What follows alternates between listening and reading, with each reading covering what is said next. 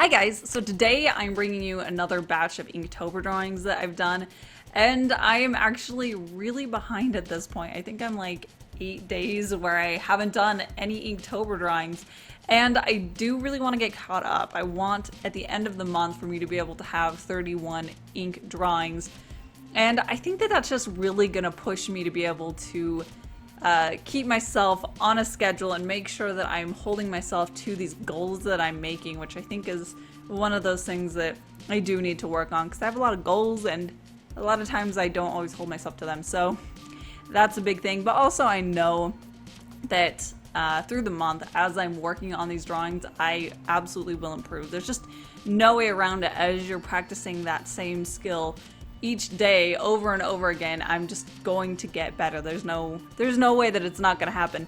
And I'm pretty excited about that. I'm excited about getting better at coming up with ideas because I think that's something I want to focus on more. And I don't think I really did it in this set or the one before it. So from this point on, I really want to focus on doing more storytelling in the images and just have more interesting pictures.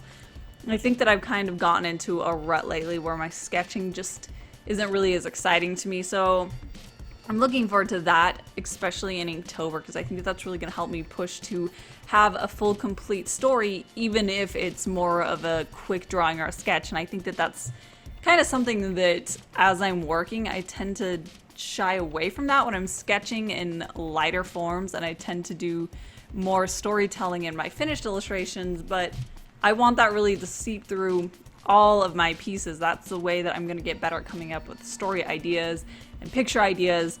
So yeah, so after this set, I'm definitely going to refocus myself on creating really interesting images that are really inspiring to me and also have a story. And I am actually focusing a lot on certain goals for learning how to use pen and ink a lot better too. So I know that there's definitely a few issues that I have because I've never really used pen and ink before. I haven't used this kind of dip pen ever for this type of drawing. So I feel like I have a lot to learn from it, and there's a few issues that I already am realizing that I do have with it. And I think the first one is that I have this like death grip on it, and I'm not sure what's really causing me to feel like I need to hold it that tightly.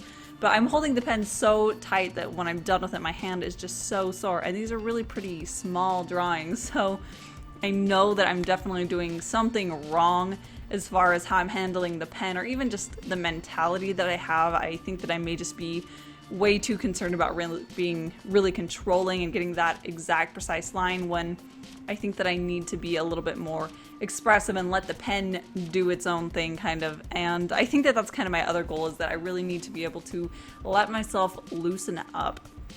And I think that there's just a lot more joy and energy that I could be putting into my line work if I was letting myself be loose and quick and expressive with the line work, instead of trying to do these really painstaking slow marks that I've found that I'm kind of doing, is that I'm almost like holding my breath as I do each mark just so I can get it just right and just perfect. And I think that I need to find a way to be more spontaneous as I'm creating each mark. I think that it'll make my images a lot more interesting and lively, and that is really kind of my goal, is that I want my pictures to look a lot more like there's just emotion and life into it. And I think right now they're looking a little bit sterile and stiff. So yeah, that's something that I really want to hopefully focus on and get a lot better at by the time October is over. And I actually learned something really important about nibs while I was working on this, but you actually have to make sure that you wash them off with soap and water when you get them, because a lot of them will ship with a thin coating of machine oil on them, which means that they don't write very smoothly, and the ink will sometimes like bead up and fall right out of the nib, which I did have issues with that. So when someone told me about this and I was able to completely wash off the nib, it was a world of difference, where suddenly these issues that I was having with the nib and I was struggling with it and fighting with it were suddenly resolved. So that was really encouraging to be able to suddenly be able to make the type of line work that I wanted and wasn't able to at that point. And I did try something a little bit different with this one, where I used ink washes, and it was really fun. It had an interesting texture to it, where it was kind of like this almost oil feel to it, the way it spread over the paper, and I really love that. So I'll definitely be doing more experimenting with ink washes in more of my Inktober drawings from now on. And that is pretty much it for these ones, but I'm really excited about the future Inktober drawings that I'm going to do.